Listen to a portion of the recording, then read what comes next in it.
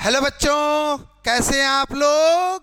उम्मीद करता हूं कि भैया स्वस्थ होंगे और मस्त होंगे और इस गर्मी में भी आपकी पढ़ाई चल रही होगी A1 क्लास, फर्स्ट क्लास। घर से निकलने की ज़रूरत नहीं है, ठीक है। हीट वेव चल रही है, आप घर बैठ के अपने आराम से छुट्टियों में ही आराम से चैप्टर को निपटा सकते हो। मैं आपको लेकर आया हूँ मेजरमेंट ऑफ एंगल्स, ट्रिग्नोमेट्री का पहला चैप्टर, और उसका लेकर आया हूं मेरे प्यारे बच्चों वीडियो नंबर 2, ठीक है।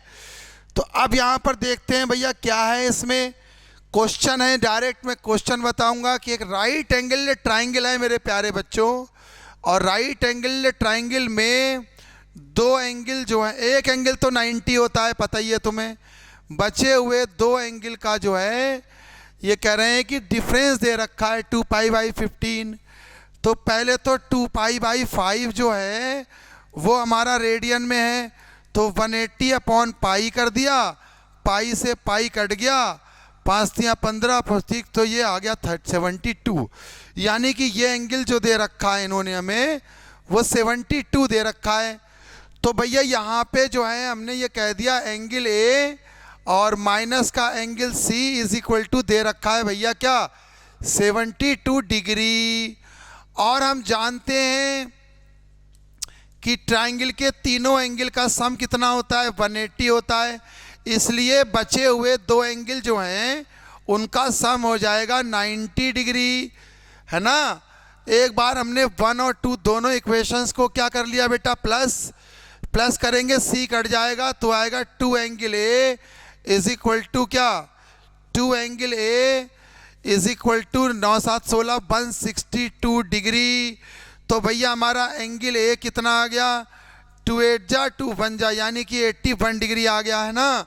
और यहाँ लगा दिया भैया, तो एंगल सी जो है 81 माइनस करेंगे तो एंगल सी की वैल्यू आ जाएगी मेरे प्यारे बच्चों कितनी, 9 डिग्री। तो ये आ गए हमारे दोनों एंगल। अब देखो मैं क्वेश्चन और लाया हूँ यहाँ पर। एंगल जो है ना दे रखे हैं यहाँ पे 3 एंगल ए दे रखा है ट्राइंगल का कितना, 2/3x ग्रेडियंट दे रखा है। हमें पता है कि भैया 90 डिग्री इज इक्वल टू होता है 100 ग्रेड, इसलिए 1 ग्रेड इज इक्वल टू होगा 9/10 डिग्री। इसलिए इतने ग्रेड कितना होगा, तो 9/10 से मल्टीप्लाई कर दो, 2/3x इंटू 9 कितना 10, बदल गया किसमें, डिग्री में। तो ये आ गया हमारा 2 5 जा और 3 3 जा, तो ये आ जाएगा हमारा 3x/5 क्या डिग्री, है ना। अच्छा, तो ये ग्रेड डिग्री बदल दिया। दूसरा जो है एंगल बी, ये हमें कितना दे रखा है, डायरेक्ट ये दे रखा है 3/2x क्या है, ये डिग्री है डायरेक्ट। और एंगल सी जो दे रखा है मेरे प्यारे बच्चों, while the third angle is πx upon कितना 75, ये दे रखा है भैया रेडियन में। और हमें पता होना चाहिए रेडियन को डिग्री में बदलने के लिए 180/π से कर देते हैं मल्टीप्लाई, 15 5 जा 15 1 जा 2 जा, तो ये वैल्यू आ गई भैया 12x/5 क्या डिग्री। अब हमें पता है कि ट्राइंगल के तीनों एंगल का सम कितना होता है, angle A plus angle B plus angle C is equal to 180 degree होता है बेटा। तो एंगल ए की वैल्यू कितनी हो गई हमारी, ये हो गई भैया 3x/5 प्लस एंगल बी की वैल्यू कितनी हो गई 3x/2 डिग्री, और प्लस एंगल की वैल्यू हो गई 12x डिग्री/5 इज इक्वल टू 180। इसमें से x कॉमन ले लो, इज इक्वल टू 180। यहाँ से क्या करेंगे हम लोग, x की भैया कैलकुलेट कर लेंगे क्या वैल्यू, वो x यहाँ लगाएंगे, एक एंगल आ जाएगा, यहाँ लगाएंगे दूसरा, और यहाँ लगाएंगे, तो तीनों एंगल जो ये हमसे मांग रहे थे, किस में मांग रहे थे, डिग्री में। तो तीनों एंगल मेरे प्यारे बच्चों आपके आ जाएंगे किसमें, डिग्री में आ जाएंगे। होपफुली समझ आ गया होगा। अब देखो मैं एक क्वेश्चन और लाया हूँ। एक एंगल है, क्वाड्रिलेटरल के एंगल एपी में दे रखे हैं, हमने मान लिया भैया a माइनस 3d और a minus D, 4 angle AP में हम ये वाले मानते हैं, a प्लस डी और a प्लस कितना 3d मान लिया भैया डिग्री में 4 एंगल। अब क्या होता है कि हम जानते हैं कि भैया क्वाड्रिलेटरल के चारों एंगल का जो सम होता है मेरे प्यारे बच्चों, वो होता है हमारा कितने के बराबर, 360 के बराबर होता है बेटा। तो भैया देखो ये दोनों कट गए, तो यहाँ पर हमारा 4a इज इक्वल टू कितना आ गया, 360 आ गया मेरे प्यारे बच्चों, ठीक है। तो यहाँ पर a की जो वैल्यू निकालेंगे वो आ जाएगी हमारी कितनी, 9 डिग्री, 9, यहाँ पे a की जो वैल्यू है वो आ जाएगी हमारी 9 डिग्री, सॉरी a की जो वैल्यू है, पहले सही लिख रहा था मैं, 4 9 जा, तो a की वैल्यू आ जाएगी हमारी क्या, 90 डिग्री। और ए आ गया, ठीक है। सबसे बड़ा एंगल कितना दे रखा है, 120, बड़ा एंगल मतलब ये कितना दे रखा है, a plus 3d is equal to कितना है, 120 दे रखा है मेरे प्यारे बच्चों। a लगा दो इसमें कितना 90, तो 90 plus 3d is equal to हो गया 120। भैया उधर ले जाके माइनस कर लो, तो 3d इज इक्वल टू 30 आ गया। d की वैल्यू आ गई 10 डिग्री, ये d और ये a उठा के यहाँ लगा दो, हमें चारों एंगल पता लग जाएंगे। भैया कैलकुलेशन करने का काम आपका है, क्योंकि आप कैलकुलेशन में क्वेश्चन वहाँ पर लाके छोड़ूंगा कि जिसके बाद उस क्वेश्चन को आपको सॉल्व पूरा करना पड़ेगा। और अगर कोई क्वेश्चन बहुत टफ होता है तो वीडियो में मैं पूरा सॉल्व भी करता हूँ, लेकिन मेरे सॉल्व करने के बाद, आपके वीडियो देखने के बाद कभी भी ये मत सोचना कि वो क्वेश्चन एग्जाम में भी आपका सॉल्व हो जाएगा। उसके लिए आपको उस क्वेश्चन को एक बार करके या 2 बार करके जरूर देखना पड़ेगा।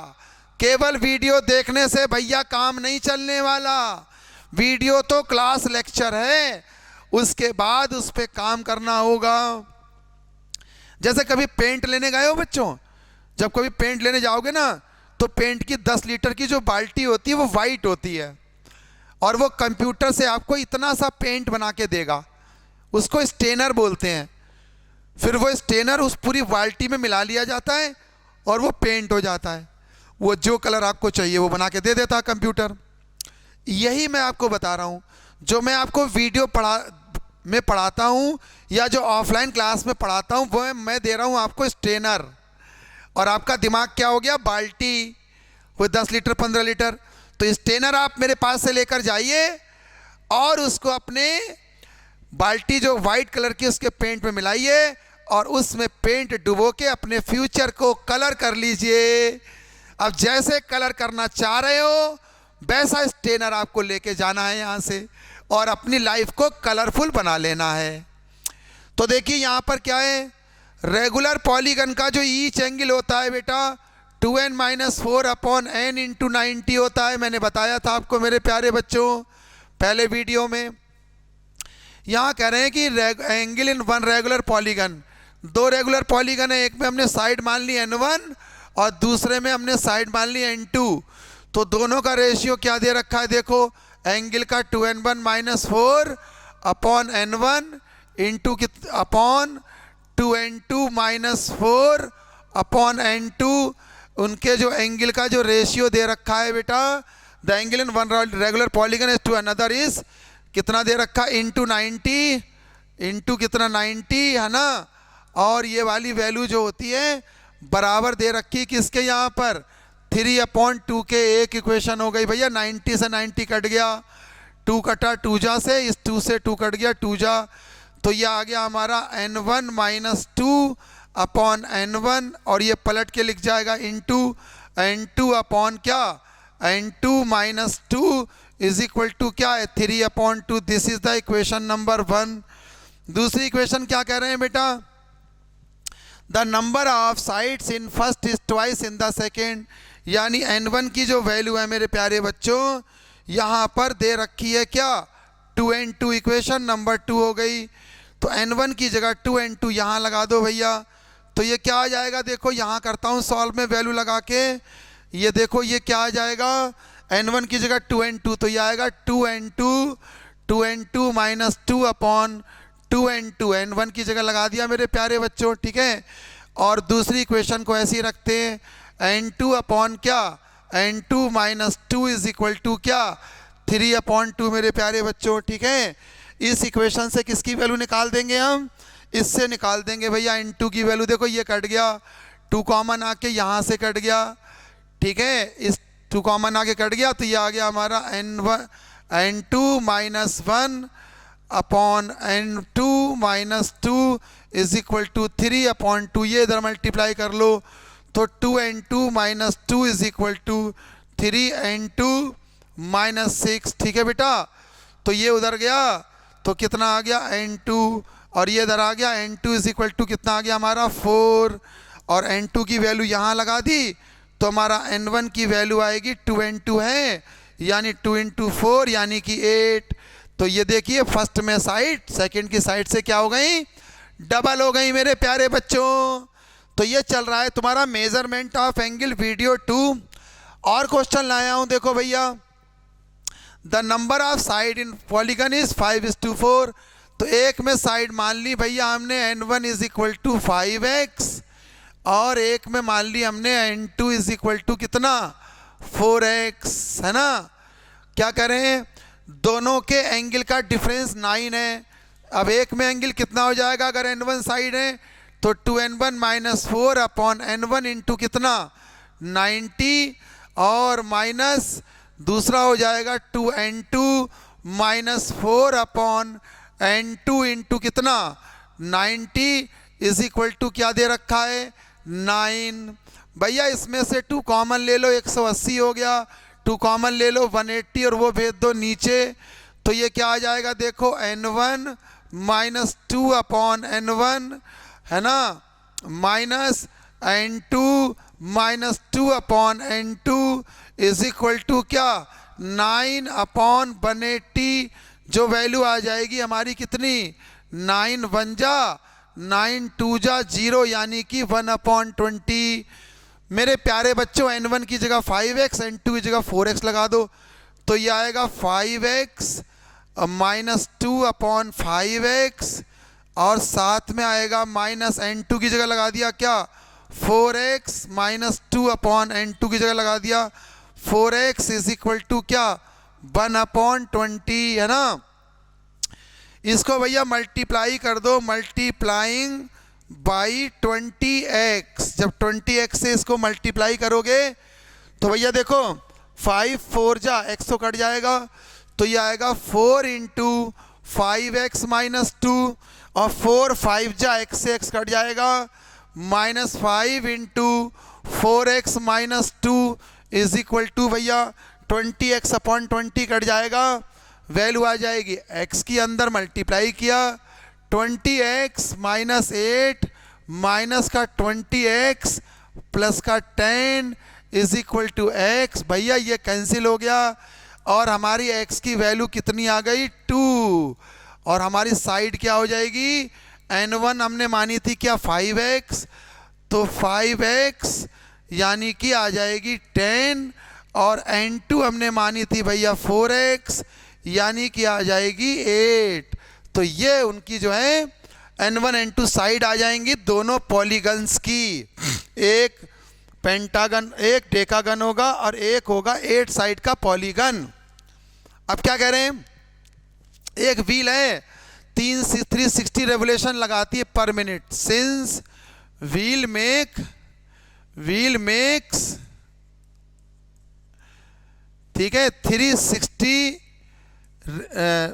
व्हील मेक्स इन 60 मिनट, व्हील मेक्स इन 60 मिनट पर मिनट 60 सेकेंड कितने रेवोल्यूशंस कितने लगाती है 360, देयरफॉर व्हील मेक्स इन 1 सेकेंड कितने रेगुलेशन लगाएगी 360 अपॉन 60, यानी कि 6 रेवोल्यूशन लगाएगी।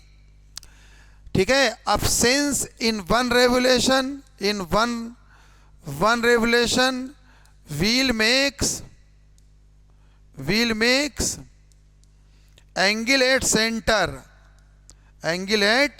center is equal to कितना 360. Therefore in will makes in one revolution angle कितना बनाएगी 60.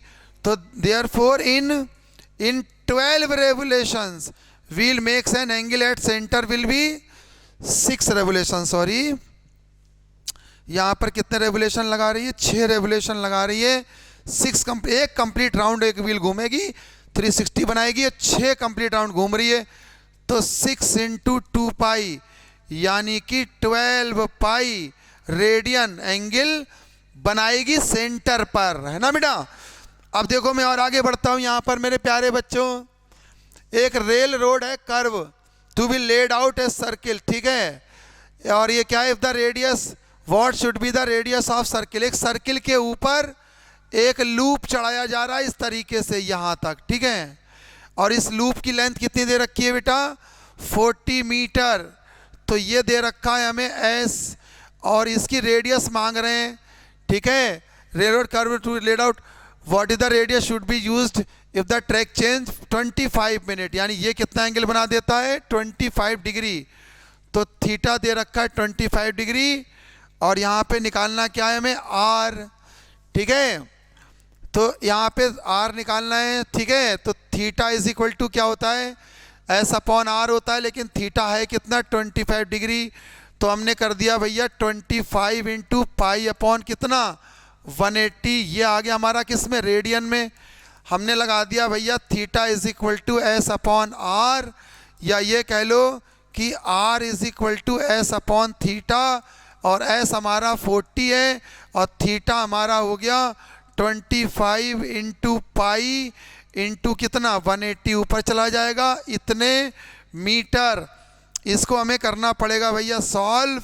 40 इंटू 180 अपॉन 25 इंटू 22 अपॉन 7. इसको सॉल्व करेंगे, इतना मीटर इसकी क्या आ जाएगी मेरे प्यारे बच्चों? रेडियस आ जाएगी. सिंप्लीफाई करना भैया आपका काम है. एक रेलवे ट्रेन जो है एक सर्कुलर कर्व पर चल रही है. एक ट्रेन इस पे चल रही है. कह रहे हैं कि 10 सेकेंड में कितना टर्न कर जाएगी. एंगल पूछ रहे हैं. पहले तो ये देखो 10 सेकेंड में मान लिया हमने वो पी से कहाँ पहुँच जाती है? वो क्यू तक पहुँच जाती है. तो पी से लेकर क्यू तक की डिस्टेंस पहले निकालनी होगी, है ना. तो यहाँ पे जो इसकी स्पीड दे रखी कितनी दे रखी है? 66 किलोमीटर पर आवर. इसको हमने क्या करा भैया? 5/18 से मल्टीप्लाई कर दिया. और तो ये 6 3 जा और 11 इतने मीटर पर सेकेंड. यानी कि सिंस ट्रेन, ठीक है, कितने सेकेंड में? ट्रेवल इन 1 सेकेंड डिस्टेंस कितनी? Is equal to 55/3 metre. इतने मीटर 1 सेकेंड में. Therefore train travel in 10 second कितना पहुंचेगी? तो 55/3 इंटू 10 यानी कि 550/3 मीटर. यही हमारा क्या हो गया भैया? एस 550/3 मीटर, ठीक है. तो ये कह रहे हैं कि थ्रू व्हाट एंगल? थीटा बताना है ना. ट्रेन और 1500 मीटर कितनी है इसकी रेडियस दे रखी है. तो यहाँ पे हम फार्मूला लगा देंगे भैया theta is equal to S upon R, ठीक है. तो थीटा की वैल्यू कितनी हो जाएगी? 1500 अपॉन कितना? 550 इंटू 3. इसको सॉल्व कर लेंगे, इतना रेडियन हमारा क्या आ जाएगा? आंसर आ जाएगा मेरे प्यारे बच्चों, ठीक है. अब देखो यहाँ पर एक और क्वेश्चन लाया हूँ भैया मैं. ये देखिए ये है मून, ठीक है. इसको कोई ऑब्जर्वर यहाँ से देख रहा है, ठीक है. तो कह रहे हैं कि 2 सेंटीमीटर का कॉइन, देखिए ये जब देखेगा ना तो ये बनेगा एंगल ऑफ क्या? एलिवेशन. ये बनेगा हमारा एंगल ऑफ एलिवेशन. यहाँ से बंदा देख रहा है पी पॉइंट से. और क्या कह रहे हैं? कितनी दूरी पर एक 2 सेंटीमीटर का कॉइन रखा जाए. मान लो ये रख दिया हमने कॉइन. इसका डायमीटर कितना दे रखा है? 2 सेंटीमीटर, ठीक है. कितना कॉइन का दे रखा है डायमीटर, ये हमें दे रखा है यहाँ पर 2 सेंटीमीटर, ठीक है। और एंगल कितना दे रखा है इसका, एंगल दे रखा है 31 मिनट। बच्चों आप हमेशा देखना, जो एक मनुष्य पर्सन की एबिलिटी होती है ना मनुष्य की, वो क्या होती है कि जब चीज़ें बहुत छोटी हो जाती है ना तो दिखाई देना बंद हो जाती हैं आंखों से, और बहुत बड़ी। जैसे मैं आपको बताऊं, मून बहुत दूर है यहाँ से, तो जब कभी भी आप सेक्टर का फार्मूला लगाते हैं ना, theta is equal to S upon R, तो वो फार्मूला इस सेक्टर के लिए है। तो होता क्या है कि ये थीटा होता है, ये आर होती है, और ये होती है हमारी क्या, एस। जब डिस्टेंस बहुत बड़ी हो जाती है तो जो डायमीटर होता है ना बेटा, इसी को हम आर्क लेंथ मान लेते हैं। और इसी तरीके से अगर डिस्टेंस बहुत छोटी हो जाएगी तो भी हम लोग क्या करते हैं, जो आर्क लेंथ और डायमीटर दोनों को बराबर मान लेते हैं। अब भाई देखो, जैसे ये है, यहाँ पे है, ये लाइन खींची ऐसे और ये खींची ऐसे, तो ये सेक्टर है ही नहीं। अब मांग क्या रहे हैं कि ये मांग रहे हैं कितनी दूरी पर, तो ये अगर हम यहाँ पर हमें निकालना है, आर निकालना है, ठीक। और अब यहाँ पे है क्या, ये दे रखा है इन्होंने 2 सेंटीमीटर। अब हमारे पास ये सेक्टर नहीं है भाई, सेक्टर में तो लाइन आर्कुअल होती है, आर्क लेंथ। अब आर्क लेंथ है नहीं, तो ये लेंथ और इसके जो बराबर की आर्क लेंथ होगी वो लगभग बराबर ही होगी। तो जब डिस्टेंस बहुत छोटी होती है तब, और जब डिस्टेंस बहुत बड़ी, अभी मान लीजिए इसी क्वेश्चन में कहते हैं कि मून का डायमीटर बताओ, तो फिर हमें क्या करना होता ना कि मून का डायमीटर ये हुआ, अब ये वाला सेक्टर तो बन नहीं रहा, ये वाली लेंथ हुई मून का डायमीटर, तो वहां पर हम जो आर्क लेंथ होती ना, आर्क लेंथ, उसी को ही मून का क्या बोल देते हैं, डायमीटर, और उसी को ही बोल देते हैं हम लोग क्या, आर्क लेंथ। और वो दोनों हो जाती हैं बच्चों क्या, बराबर। तो यहाँ पर जो हम यहाँ पर जो हमारा एस होगा ना, वो 2 सेंटीमीटर लेकर चलेंगे, बिकॉज यहाँ रीजन लिख देंगे कि भैया डिस्टेंस बहुत छोटी है, इसलिए आर्क लेंथ और डायमीटर कॉइन का नियरली इक्वल होगा। जैसे डायमीटर 2 है तो आर्क लेंथ हो गई मान लो लाइक 2.00000000000000001, तो वो नेग्लिजिबल होगी, लगभग बराबर ही होगी। ऐसा एग्जाम्पल वगैरह में भी किया गया है। अब देखिए थीटा की वैल्यू क्या दे रखी इन्होंने यहाँ, 31 मिनट। अब मिनट में तो फार्मूले में लगना नहीं भाई, हमने डिवाइड कर दिया, किस में आ गया, ये डिग्री में। अच्छा भैया डिग्री में भी नहीं लगना, तो हमने इसे मल्टीप्लाई कर दिया किसमें, किससे, पाई अपॉन 180 से। और हमने भैया यहाँ लगा दिया क्या, theta is equal to S upon R, है ना। और आर बताना है तो आर हो जाएगा एस अपॉन थीटा, और एस हमारा यही एस हो जाएगा जो डायमीटर दे रखा है, 2 अपॉन थीटा 31 पाई, और ये दोनों ऊपर चले जाएंगे, इंटू 60 इंटू 180, इतने मीटर आ जाएगा, इतने सेंटीमीटर, क्योंकि सेंटीमीटर में दे रखा है। तो इसको आर को आपको पूरा सिंप्लीफाई करना पड़ेगा, ठीक है, क्योंकि ये वर्ड प्रॉब्लम टाइप है, तो इसको पूरा सॉल्व करना होगा बेटा। 22/7 इसको सॉल्व करेंगे इतने सेंटीमीटर, और चाहो तो इसको 100 से डिवाइड कर देना, तो ये मीटर में बदल जाएगा, ठीक है। तो मीटर में बहुत छोटा ही आने वाला ये डिस्टेंस, तो मैं तो ये चाहूँगा कि इसको सेंटीमीटर में ही कैलकुलेट किया जाए, क्योंकि जैसा क्वेश्चन वैसा आंसर। सेंटीमीटर में क्वेश्चन, सेंटीमीटर में आंसर दे दो, चॉइस है आपकी। अब देखिए यहाँ पर क्या कह रहे हैं, सन का डायमीटर दे रखा है भैया, सन का क्या दे रखा है हमें, डायमीटर दे रखा है सन का, ठीक है।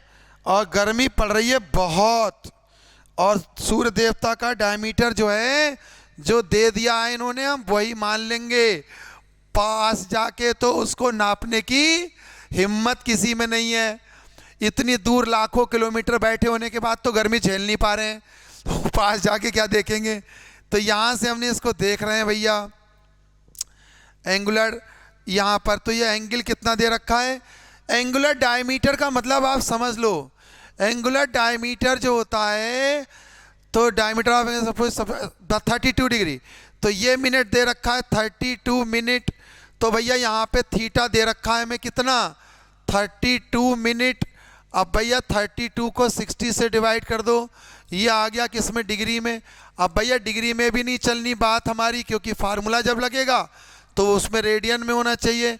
तो पाई अपॉन 180 कर दिया भैया, ये आ गया हमारा किसमें, रेडियन में।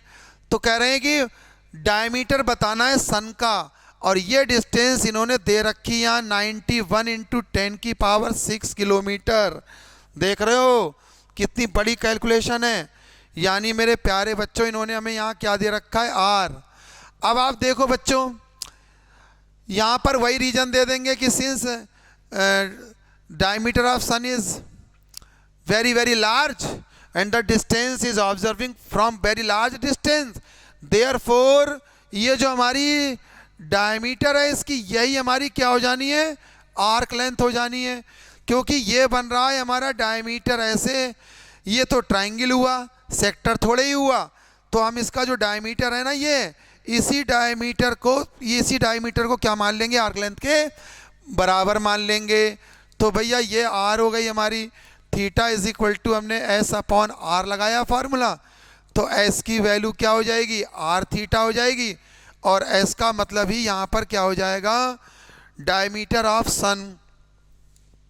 तो लिख देंगे यहाँ पे डायमीटर ऑफ सन, और प्रभु के यहीं से हाथ जोड़ लेंगे। S is equal to R, R की वैल्यू हो गई हमारी, थीटा लिख लेते हैं पहले, 32 पाई अपॉन 60 इंटू 180 इंटू कितना 91 इंटू 10⁶ भैया अब ये जो है इसे आपको करना पड़ेगा सॉल्व। तो इतने किलोमीटर सन का क्या आ जाना है मेरे प्यारे बच्चों, डायमीटर। डायमीटर और कॉर्ड लेंथ इक्विवेलेंट मानी जाएगी। रीजन अगर नहीं लिखेंगे एक नंबर कट जाएगा।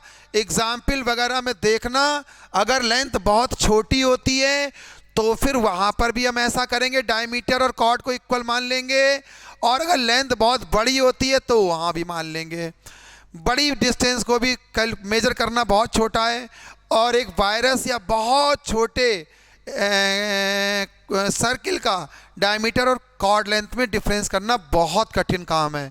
तो बहुत छोटी वैल्यू में मनुष्य असमर्थ है और बहुत बड़ी वैल्यू में मनुष्य असमर्थ है। तो वहाँ पर हम लोग डायमीटर और आर्क लेंथ को दोनों को इक्विवेलेंट मान लेते हैं।